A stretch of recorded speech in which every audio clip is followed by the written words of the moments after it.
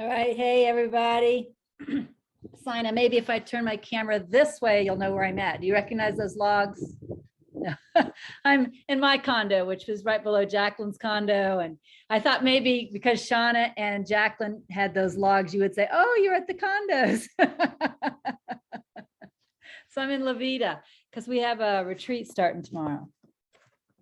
So, and I'm cleaning house because Rhoda and Ann are coming tonight to join me. So that's what I'm up to. But I took a break from cleaning house to come see you guys. How are you?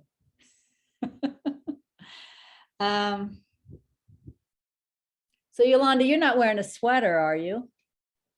Oh, it looks like a sweater. Okay, as I say, because it can't be cool enough for a sweater. There's just no way. I can't imagine where you would be that it would be cool enough for a sweater. I'm in La Vida and it's, I don't know, 82, 83 here, which is hot for here. So have all the windows open. But we are here for the code. I forget, is this part 4 tonight? Because we haven't finished it. Yeah, part 4, I'm told. So I did go back and listen to like the last 10 minutes so that I could refresh my memory on where we were 3 weeks ago. So I'm going to share my screen and I'll show you all where we are. So this paragraph, if the code as it received is not aligned with true desire, that's the last paragraph that I read. And the idea behind this paragraph was that you look at your spiritual aspiration, and if what comes into the mind as a thought is aligned with your spiritual aspiration, or what you're feeling is aligned with your spiritual aspiration, or how your being is aligned with your spiritual aspiration, then you just keep right on going. But if you find that what comes into the mind as a thought is not aligned with your spiritual aspiration, or what you're feeling is not aligned with your spiritual aspiration, or how your being is not aligned with your spiritual aspiration, then you pay attention, right? You pay attention to what is a higher option that I can choose right now. And remember, we talked about the fact that the ego is a great liar. And since we are spiritually educated, sometimes what the ego will do is say, oh, you should, be able to do this thing up here, right? And really all the ego wants to do is tell you what a loser you are because you can't reach up here and do this thing. That's not what we're talking about with the code. Whatever the next highest option is for you in order to start moving up in vibration is something you can do. It is reachable right now. It may feel like a tiny little thing, but if you take that tiny little thing, then there's another tiny little thing, then another tiny little thing, and you just start climbing up in vibration. So that's just a really quick, brief review of where we've been. So I'm going to start with the next paragraph. To not reshare an idea, you must recognize your power.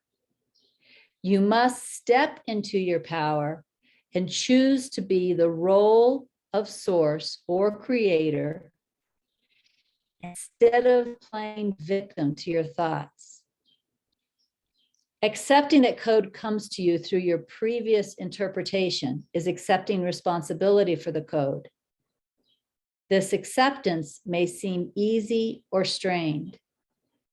You may accept the idea of creator with joy or with great resistance.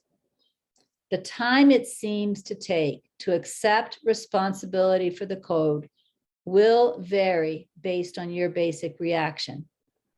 Do not judge yourself for the ease or challenge of accepting responsibility for the code.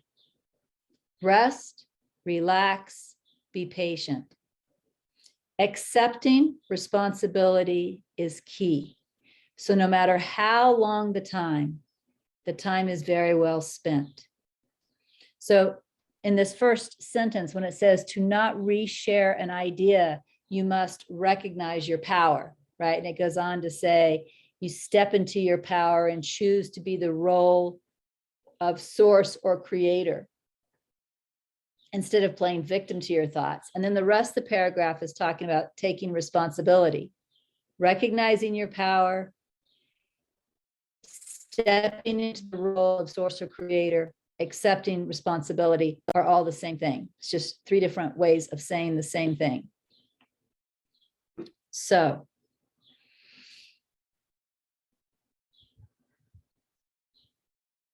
I have shared with you all before. I was looking to see if I had, but I'm sure I have. I have shared with you all before what I call the loop of experience, which is what I think, I see, what I see, I experience, what I experience, I think, right? It's a loop. That's really what this paragraph is saying. You know, this paragraph is saying that if the tiny things in life are upsetting you, it's really because you're letting the tiny things in life upsetting you, right? And you need to take responsibility for that. And the way you take responsibility for that is by pausing. I remember once upon a time, the Holy Spirit gave me 5 aspirations, and maybe sometime this year I'll get to share those 5 aspirations. They're a lot of fun. But one of the 5 aspirations was about pausing and listening for Holy Spirit in all things.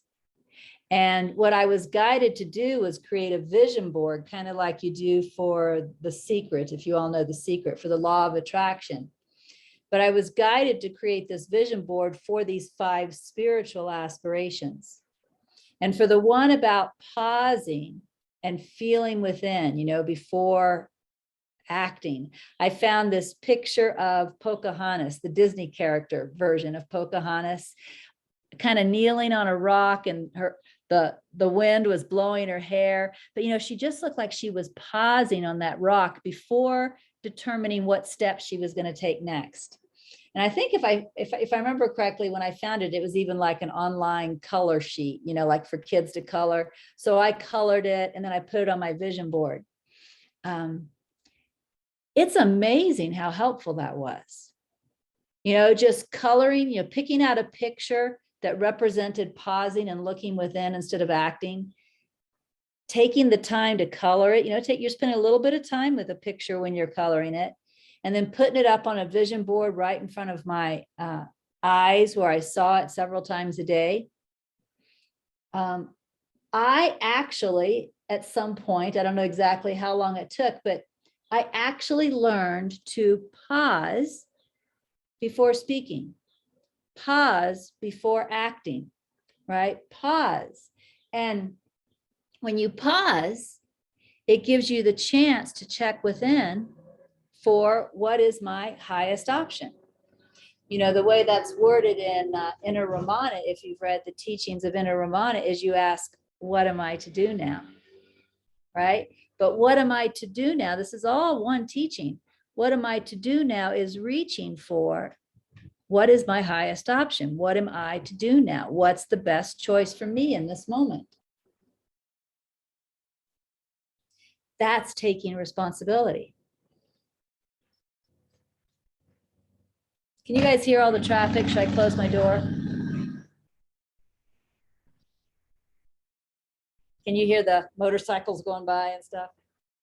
No, we're good. Okay. They're pretty loud to me, but if they're not loud to you, I'll just ignore them. So this paragraph is really just saying to take responsibility, learn to pause. That's all it's saying.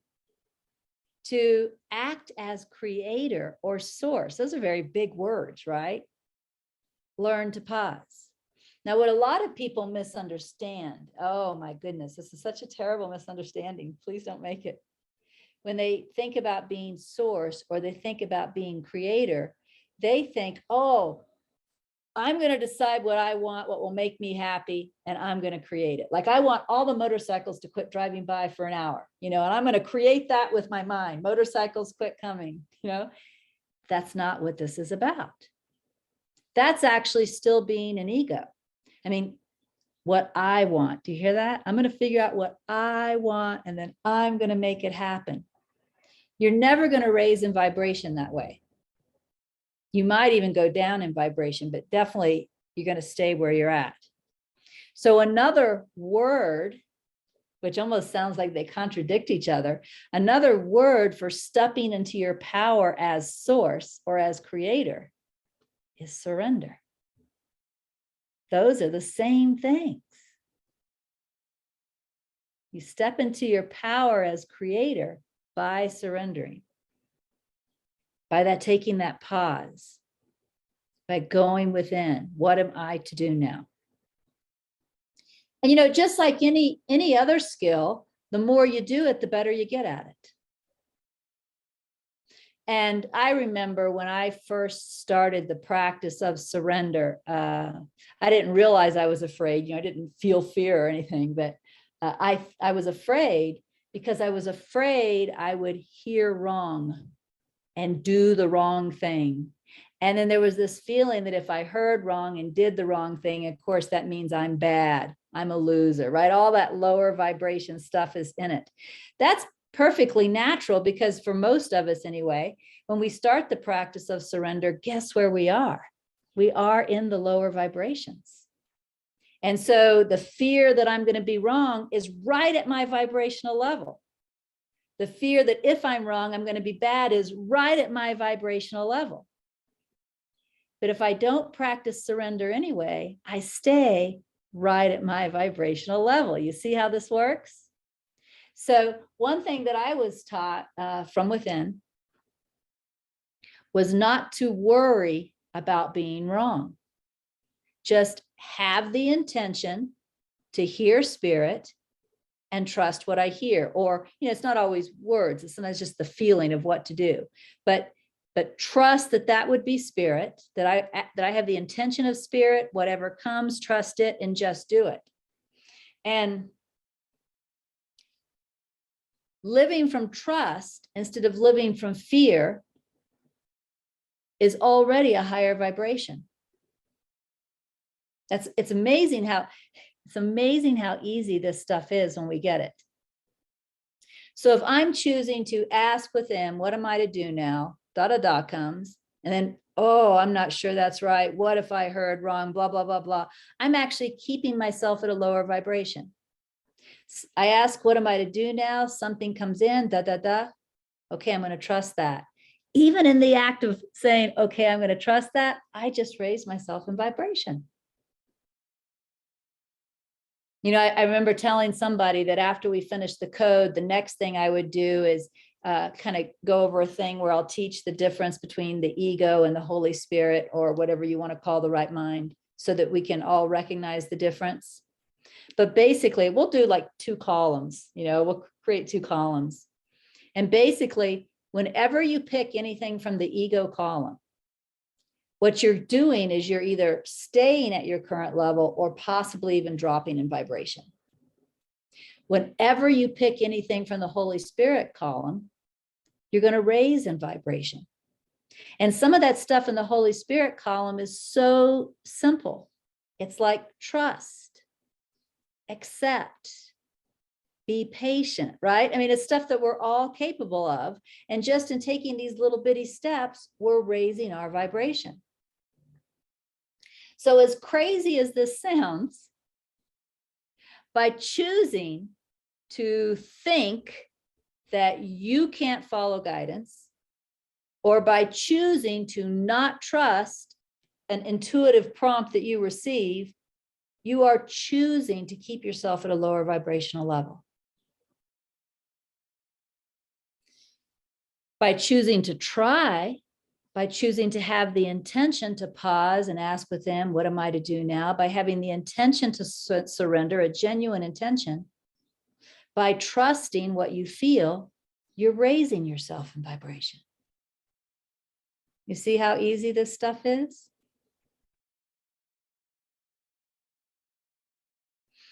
So let me pause before we go to the next paragraph and see if we have questions related to this paragraph or what was just shared.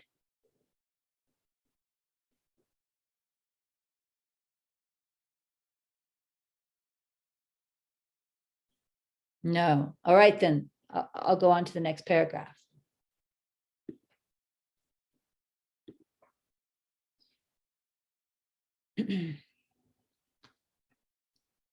Actually, I want to go back. I just saw this last sentence, and I just want to say that, this, it's saying accepting responsibility for the code could come with joy, or it could come with great resistance.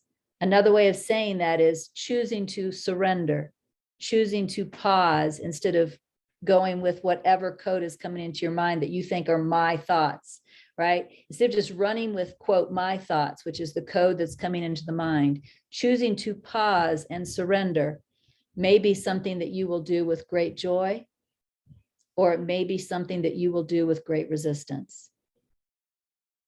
And this paragraph also says, do not judge yourself for the ease or challenge of accepting responsibility for the code. Do not judge yourself for the ease or challenge of surrender, right? And then look at, remember I just told you that whenever you choose a Holy Spirit way of being, you raise yourself in vibration. Look at this. Rest, relax, be patient. I assure you, those are going to be in the Holy Spirit column. So, if you're having great resistance to surrendering, what are you supposed to do? You're supposed to rest, relax, and be patient. Why? Because that's going to raise your vibration and help you to transcend the resistance. You see how easy it is? It also says the time it seems to take to accept responsibility for the code. Oh, wait, on a different paragraph. Here we go. Accepting responsibility is key. So no matter how long the time is very well spent. It doesn't matter if you have to rest, relax, and be patient for 5 minutes or a month. It doesn't matter. If you're choosing rest, relax, and be patient and allowing that rise in vibration so that you can finally surrender, no matter how long that took, the time was very well spent. How cool is that? So, accepting responsibility for the code and accepting or allowing your reaction to it is different than re-accepting the code into the mind. When you step into your power as creator and choose to accept responsibility, including choosing to accept the effects of the code as you previously interpreted it, you are choosing not to re-accept the code. If you were re-accepting the same code into the mind, you would not be pausing to see that this line of code need not be. You would not recognize your power. You would not be aware that there is another way to see. So whenever you pause to look at the code, you are changing the code by shifting to another vibrational level. So let's imagine I have tons of resistance. Let's imagine my mind is saying, this is what I want right now. I want this. I'm not going to be happy without this. I need to go talk to that person and make sure they do it my way. And all this stuff, I'm feeling all of these emotions. All this stuff is going on. If I'm just pausing, what am I to do now? Even if all I hear is breathe, I'm raising in vibration. Even, and this is what's really cool, guys. I mean, at least to me, this stuff is really cool. Even if the mind is still screaming, the emotions are still roaring, the fact that I am doing my best to pause and breathe, I'm raising in vibration. Isn't that cool? I think some people think that in order to raise in vibration, you have to get to peace. And the fact that my mind is still screaming and the fact that my emotions are still roaring means I'm failing. But that's not what this paragraph just said. And some of you may know that one of my very favorite movies is Revolver by Guy Ritchie. And also that one of my very favorite scenes in Revolver by Guy Ritchie is the scene where Jake Green is at the end of the bed of his enemy. And he has guidance to humble himself in front of his enemy. And the ego is just screaming at him. I can't remember what all it says, but it's screaming at him. In fact, one thing I think it says, kill him. I mean, it's really screaming at him to do anything but humble himself. And Jake Green gets down on his knees and he tells that man something like, you are a better man than me. He humbles himself anyway. So in spite of the fact that his ego is raging, Jake is raising himself in vibration by pausing, looking within, feeling what to do, and doing that. Right? And I love that scene because, at least for me, it doesn't happen anymore. I'll be honest, it hasn't happened in years. But once upon a time, my ego used to rage just like his, not somewhat like his. I started to say, I don't think he ever told me to kill anyone, but it might have said it, but there was no way it was going to happen because I didn't walk around with guns. I wasn't a gangster. It might have said it, but it didn't have a real chance of me on that one. But it raged just as much. And I was, a spiritual student with this loud ego and all of these emotions and all of this, unworthiness and guilt and fear and, all that crap. And I was trying to raise in vibration. And just like Pocahontas was extremely helpful to me in getting me to pause, that scene in Revolver was extremely helpful to me in helping me to trust that if I am just doing my best, no matter what it feels like, and no matter what the ego is saying, if I am just doing my best to breathe, to rest, accept, and trust, to feel guidance, that it's good enough. That's what that scene taught me. So it was a very important scene for me.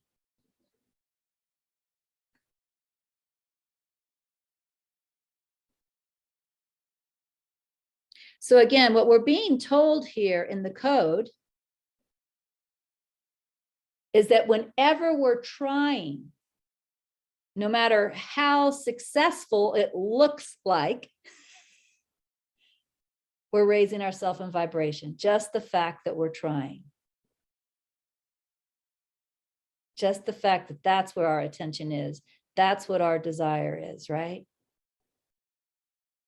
One of the things that we absolutely have to let go of is the idea of perfection. We all make up these ideas of perfection, of what it's supposed to look like, and then we judge ourselves against our own ideas.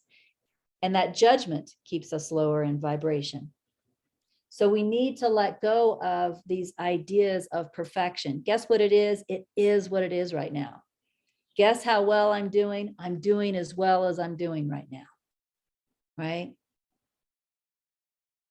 And as long as we're staying with doing our best, whatever that looks like right now, we're raising ourselves in vibration.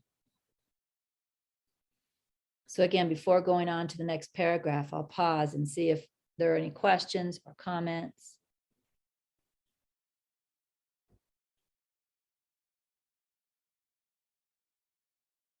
Okay, I do see a question. So Mickey. Yeah.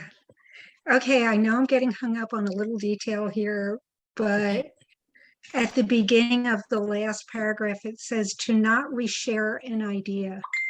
And I had no idea what that meant.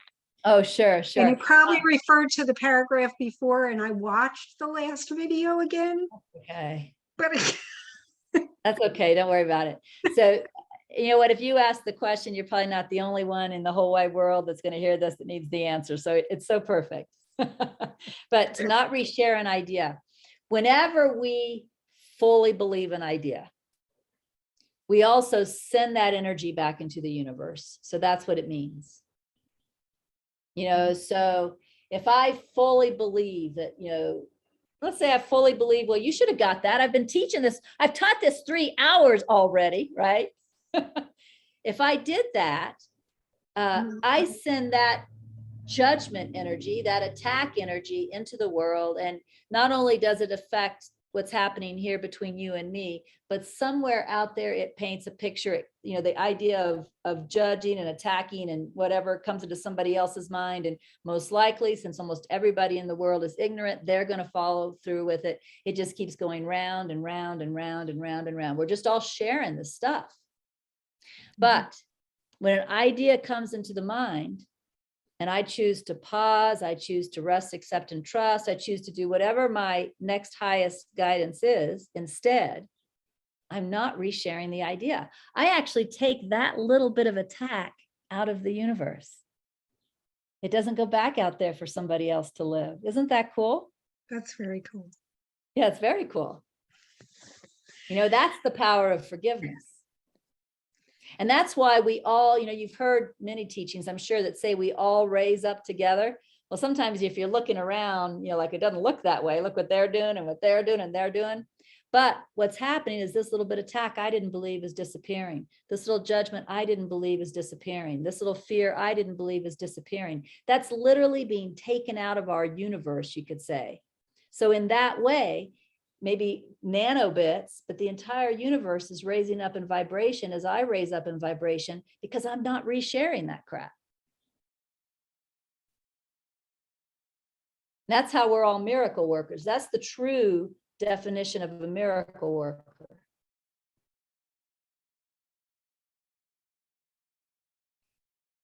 So it's basically resharing an idea that's a negative part of the code. Yeah, well, let's not just say Or- negative, let's say egoic, because some egoic stuff doesn't seem negative, right? It seems positive. So let's just say, yes, believing an egoic part of the code. If you believe only right-minded stuff, you're sharing that too. And that's really helpful. Right. Okay, that's where grace comes from. You know, when somebody's walking through a bookstore and A Course in Miracles or I Am That falls and hits them on the head, how did that happen? It's all of us who are focusing on the right mind and sharing that, and that's manifesting too. So I have one other question, if that's okay. Yeah, you can ask all the questions you want. Okay. So if we're saying and, you know, begging, what am I to do now? And we're like hearing crickets. Are there tools? Like I can get a yes, no answer from a pendulum. Okay. You know, I can trust that pretty reliable. You know, is that any less valid? Or is I honestly don't know the answer to that. Yeah. But I would say, here's what I think.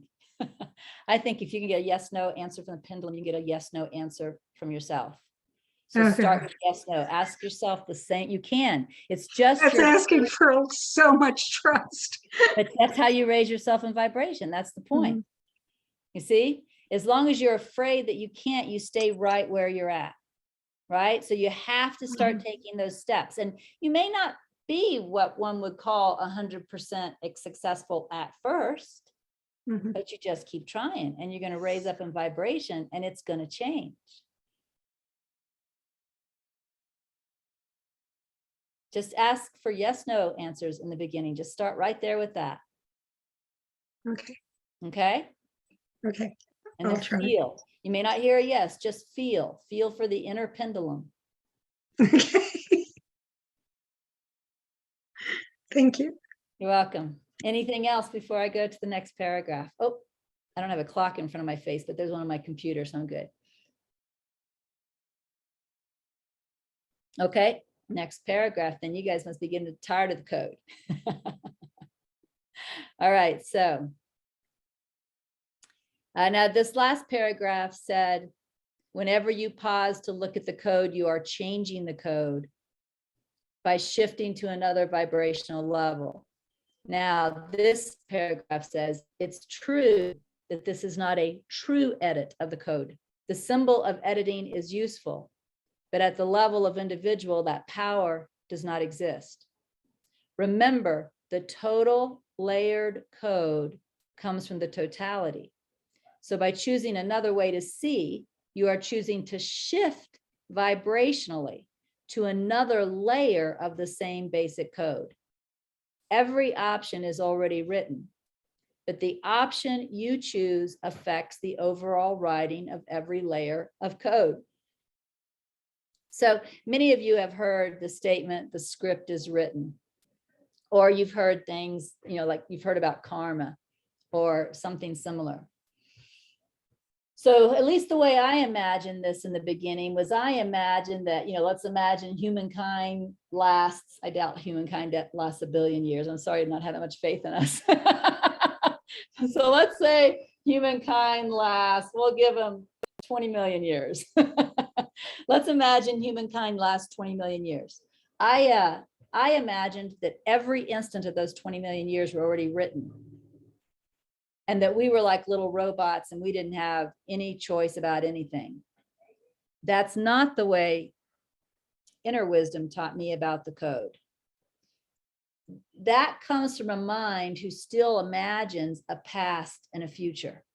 And so you think the future is already written, right? There is no such thing as a past and a future. All that exists is now. And in fact, let me just prove it to you.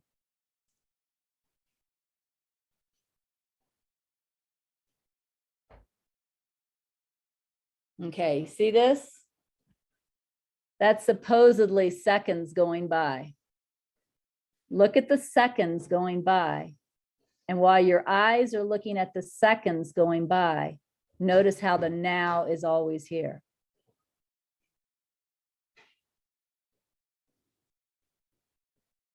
Notice there's not like an end to this now and a beginning to the next now. It's just this constant, eternal now. It doesn't have any breaks in it. That now is all there is. It's always here, right? That now is always here. So the script is written now and plays out now. It's amazing. So what this is saying is that, if a thought comes into the mind and I don't pause and question it, and let's say I just react to someone, believing that thought and reacting in that way, we're in the code. And some people say, so that's all I could do. That's not what this is saying. You may have heard Ramana Maharshi say things like, to the self-realized person, karma has no effect, or there is no karma, or something like that. Whether you're self-realized or not, to the true self, the script has no effect. And that's who you are right now, which means you can always pause, look at the script, and wait for the next, and ask for or look for the next vibrational level, which is also already written and already there. So you aren't really editing the script that was delivered in this nanosecond. You're just choosing a different option from the script, a higher option. And you can do that because you aren't the person and you aren't bound by the script. So when you pause, you're acting as your true self. You're not acting like a victim to the script. You're not a robot to the script, right? And that's why the earlier paragraph called it stepping into your power as creator or source, even though I said it's also surrender. So if a thought comes into my mind and I just react, and then I say, that's all I could do, I'm not recognizing who I am. I'm thinking I'm the person, you see, at that vibrational level. And I'm saying I'm limited to that. The code is saying that's not your truth. And you're not limited to that. So step into your power as the true self, the one who is not limited to the code. and go ahead and look for another option that's also written into this very moment. It's already pre-written. You're just picking the higher option of the ones that are right there. It's easy to do if you want to. That's all it takes. All it takes is wanting to be inwardly focused and checking for the highest vibration instead of out there and just believing whatever comes into the mind. And there's no one on earth that can't do this. That's what's funny. Let's pretend like, and of course, let's pretend like there is a bottom rung on the ladder. Like, man, this person at this level of the code is at the lowest level that exists. And just about everything that comes into that person's mind are nasty, awful, hateful, guilt-ridden, self-hatred types of thoughts. That person can still reach for the next highest thought. Now, it might not be the same as your next highest thought. That I'll grant you, right? Because you're at a higher level and you may get a higher option. But how do you think people get from the lowest rung on the ladder? Right? Some of you in this lifetime may have already left that lowest rung. Some of you may say, yeah, I was there. I was the drug addict in the ditch. I remember what that was like. But you're not the drug addict in the ditch anymore. See? So see, you're already raising in vibration. So there is no one on the planet that doesn't have this ability or this option. All it takes is wanting to check for what's the highest vibration for me now, where I'm at. And then just doing our best to reach for that.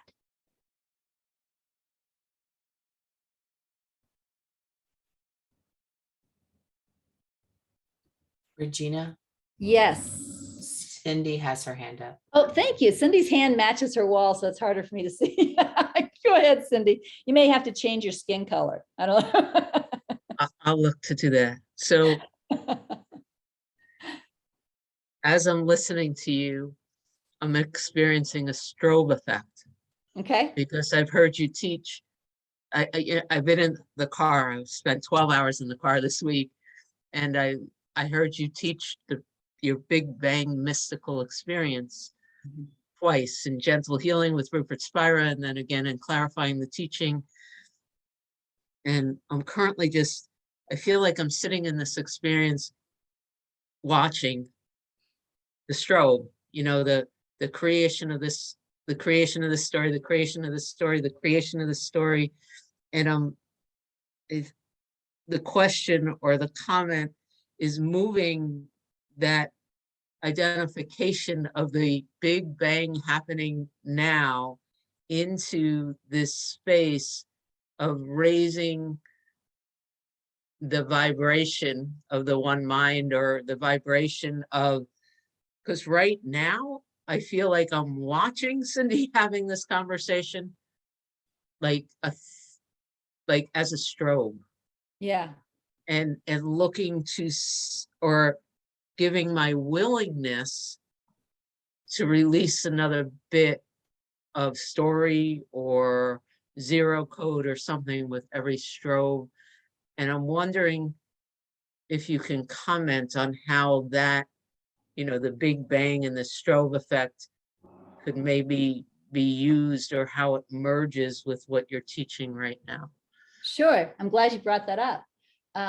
So as we mentioned, all there really is now. Like the script isn't written into 10 million years into the future, right? Because there's just now.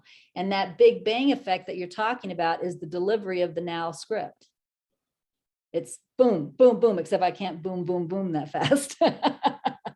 Yeah, even that's not fast enough. But yes, so that's what's happening. And what's interesting, another thing this paragraph that I just read said, was the paragraph said, remember, the total layered code comes from the totality. So that's the Big Bang. It comes from the totality. But by choosing another way to see, which is pausing and looking for my highest choice now, you are choosing to shift vibrationally to another layer of the same basic boom, basic code, It says every option is already written, even whatever my next highest option is already written. But the option you choose affects the overall writing of every layer. That's what's interesting. My highest option is already written, but when I choose it, or even if I choose my lowest option, that's going to affect the next boom. You see, that's a part of the totality. Every one of us, as we're believing and making, and everybody's making choices, by the way, they don't know it. But everybody's making choices in every moment. And so when you're making these choices and believing these thoughts, the energy of these thoughts is what gets delivered in the next boom, and the next boom, and the next boom. So the entire world, because the entire world is in those booms, the entire world is coming from these choices that we're making from what's available right now. So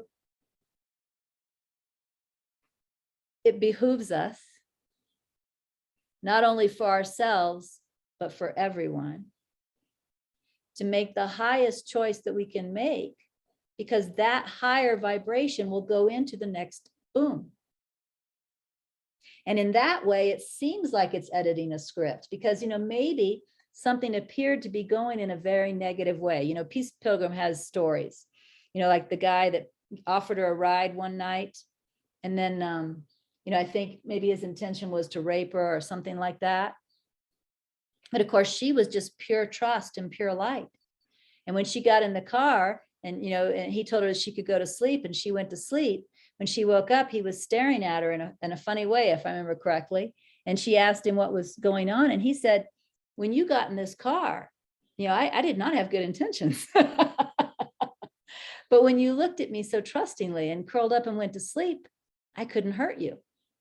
And see, that appears to be rewriting the script, because he had intentions to hurt her in some way.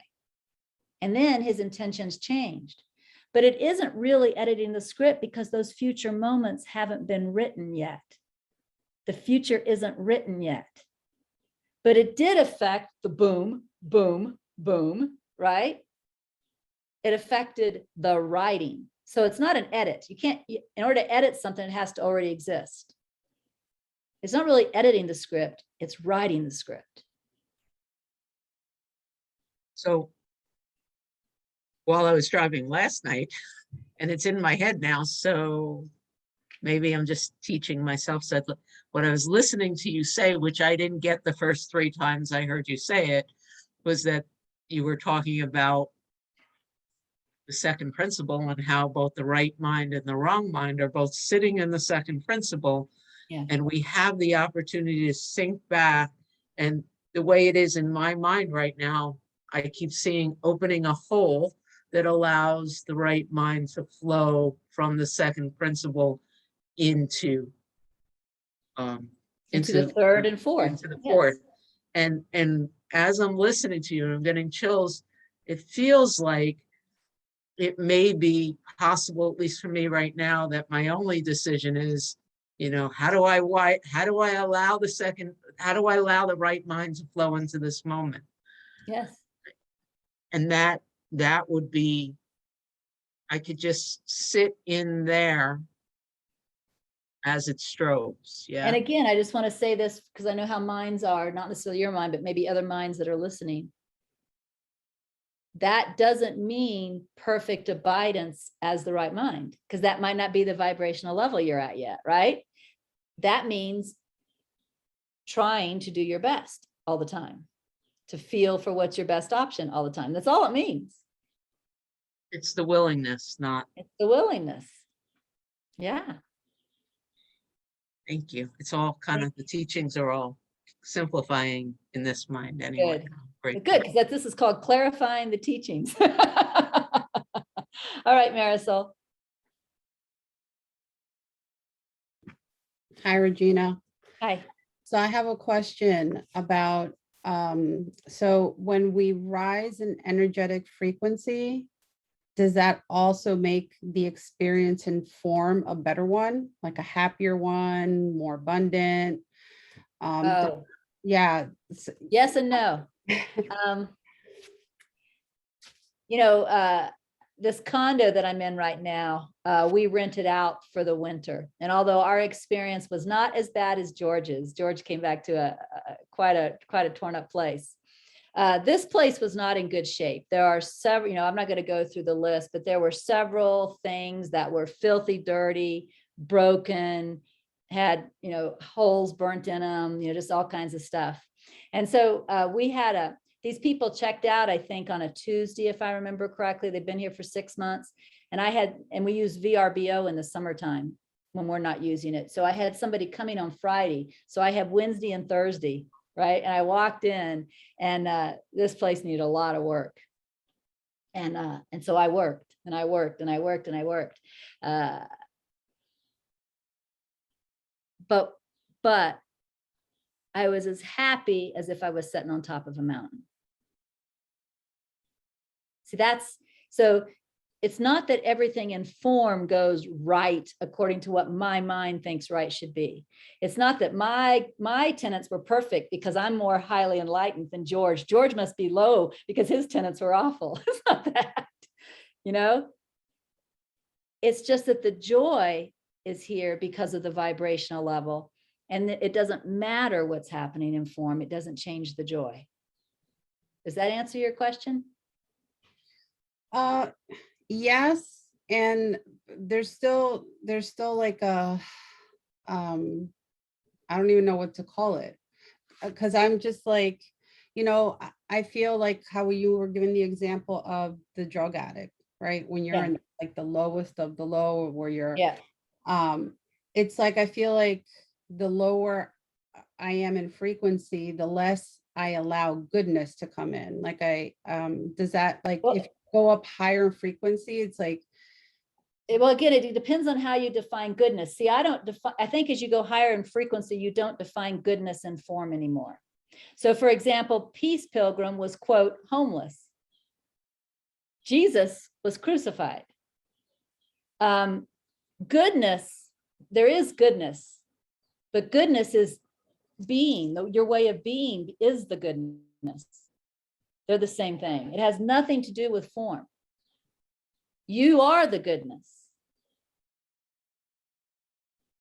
That's what you become. That's what you are. You raise up to that vibrational level where only goodness is possible for you, but that's referring to your way of being. So this is all about the way, when you're at the lower vibrational levels, to be honest, you could have what to everybody else looks like a perfect life. We know this with movie stars. We know this with rich people, and be just as miserable. When you're at the lower vibrational levels, you are unhappy. That is a symptom of the lower vibrations. It doesn't matter what your form looks like. When you're at the higher vibrational levels, you are happy.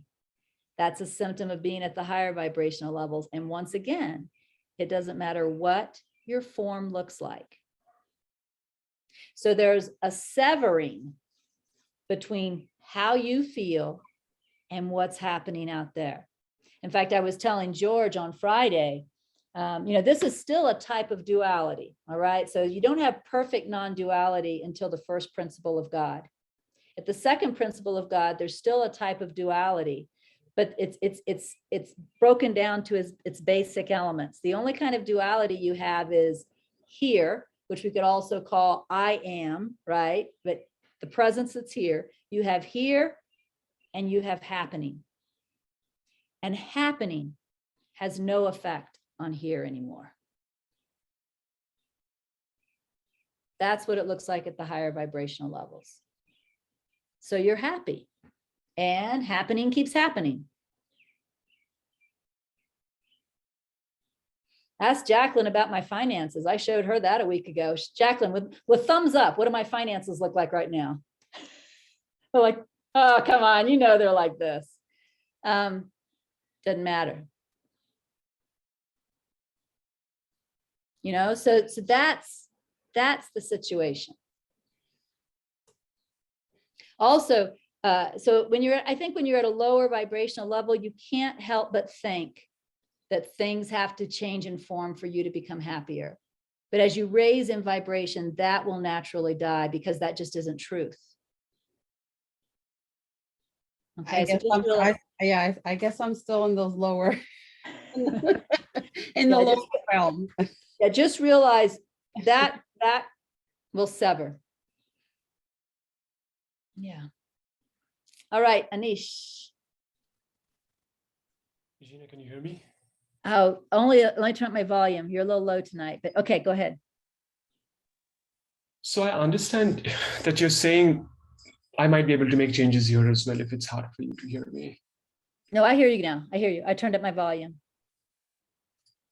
So you're saying that it's possible that the form may not change at all, but Yes, on the inside, I might be satisfied or content or find peace. And that is Yeah. raising up in vibration, right? yes. And my question pertains to what you mentioned earlier about patience, right? Have patience and choose the next higher vibration. To me, when I feel like I want to rise up in vibration as soon as possible, all the way high up, as much as I can do right now, Yeah. that's coming from the ego, right? Yes, yes. And that's it's providing the opportunity to judge yourself. Yeah. It's like a setup, right? It's using the teachings to again. Yes. So all I can do is basically surrender and just trust that I'm trying my best to pick the next higher vibration and then Yes. take it from there on, right? Yes, it's simple. If we would stick to the simple, we would rise much faster. When we're trying to reach way up here, we keep ourselves down by telling ourselves what losers we are. Thank you. You're welcome. All right, so I'm going to take this question from Lena, and then I'm going to see if I can read that last paragraph so that we don't have to go to another week for one paragraph. Lena, go ahead. I will try to be quick, not enough time, but I really want to ask you, you are talking about vibration and the human being, for example, exists 5,000 years. How much I know? For example, let's start from Mahabharata, then Jesus, and it seems to me that we are kind of all the same, all on the same level, and just few people can go higher. If we are coming back as a consciousness, and if we are all in consciousness, can I guess, this is from Hindu, from Krishna, I studied a little bit. They are saying that there is 14 levels, and we are on the level number 7. And below us, even worse people, I mean, emotionally, not intellectual, emotionally. And the higher levels, people, for example, like not Jesus, of course, not Buddha, like saint people who made some miracles. This is not how in Christianity, right away, hell and the paradise and heaven. No, there is what I like, it's 14th level, and we're in the middle. What do you think? Is it possible that people who are raised themselves, they are going on the like higher, it's actually level, almost like planet, not only live on Earth? I don't know anything about other planets. What I can tell you is anything like that would be fourth principle of God stuff. I don't know if you saw my 4 principles of God. That would be the 4th principle of God. The awakening that I'm talking about that goes from the 4th principle to the 3rd principle to the 2nd principle to the 1st principle has nothing to do with the universe, as crazy as that sounds. Not when you get to the 1st principle. Then everything is seen as one thing. So I could be what appears to be the homeless man on the street and be in heaven. And you Right. could be what appears to be the rich lady walking down the street and be in hell. Because I know everything as that 1st principle. And that's all I see. So we're in the same location. You're walking right by me right now, right? Physically, we're in the same location. And at the same time, we're in completely different worlds. Right, right. Yeah. So that's what I would say is more true than some planet. Yes. So do you think if we are coming back, where is Jesus or Buddha, do you think they are still between us? Do I think there's still what? If we are coming back, where, for example, Jesus or Buddha or Einstein, Aristotle, are there with us? It's more like we are them right this second. That's the truth. So what's happening in the question is the idea of separation is still there. Like there's a Jesus and there's a me. And that's not true. It's all one. And that's what we awaken to see. So there isn't a Jesus that's at a higher level than me. It's more like, in fact, NTI First Hebrews says something like, now you see that there never were angels or prophets or all these things. You have just been going up in an elevator in yourself, so we're just rising in consciousness and then going beyond consciousness to realize our true self. Yeah. So I see what you mean. yeah, so there isn't a Jesus that's at a higher vibration than me. There isn't a Jesus that's at a higher vibration than that drug addict in the gutter. We're all the same. Some of us are awake to it and some of us are not. Mhm. All right, Anish, go ahead. Regina, only a yes/no question, just because we don't have too much time. Yeah, we have 1 minute. Can I raise my vibration by hanging out with people who are at a higher vibration? Maybe. I mean, I would say the answer to that would be when you're hanging out with these people, are you learning from them? Are you listening? Are you then practicing, right? Or are you just trying to be really cool right next to them? Probably not. What are you doing? That's what matters. What's going on in you? Right now, I say I'm learning from you from a higher vibration, but I didn't mean to interrupt you. Go ahead, please. No, you go ahead. I already forgot what I was going to say. I'm so sorry about that. I meant like physically hanging out with people in higher vibration. Does that have an effect on this body mind, or maybe I should be just focusing more on the teachings and implementing that in my life? I will say some people say yes. I have never been guided. I have never been guided that way. In fact, the couple of times that I tried to get near teachers, it just went completely wrong. Like one time, Muji and I were going to meet in India. He and I were going to meet, and I was really excited about that.